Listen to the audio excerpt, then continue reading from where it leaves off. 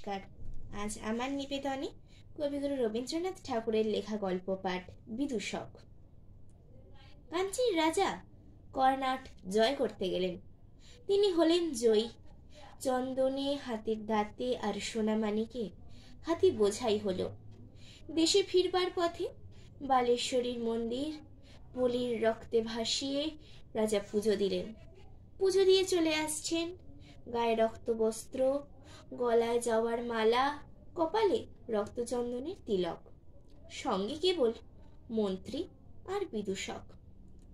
পথের ধারে আমবাগানে এক জায়গায় দেখলেন ছেলেরা দুই সারি পুতুল সাজিয়ে যুদ্ধ খেলছে।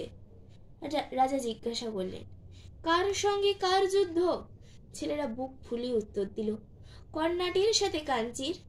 রাজা জিজ্ঞাসা করলেন, কার জিত কার হার?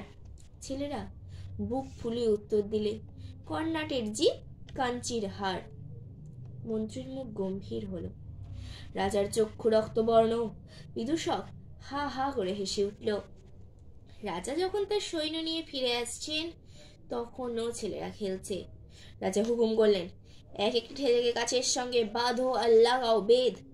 গ্রাম থেকে তাদের মা বাপ ছুটে এলো, বললে, ওরা অবোধ, ওরা খেলা করছিল, ওদের মাফ করো।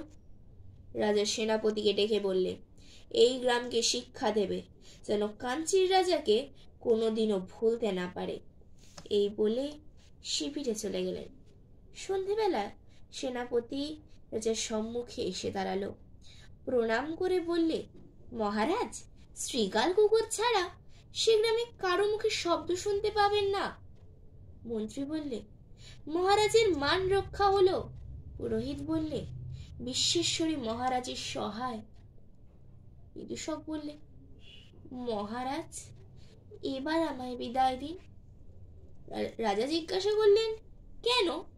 বিদূষক বললে, আমি মারতেও পারি নে, আমি কাটতেও পারি নে। বিধাতার প্রসাদে আমি কেবল হাসতে পারি। মহারাজের সভায় থাকলে আমি হাসতে ভুলে যাব। মহারাজের সভায় থাকলে আমি হাসতে ভুলে যাব। ধন্যবাদ।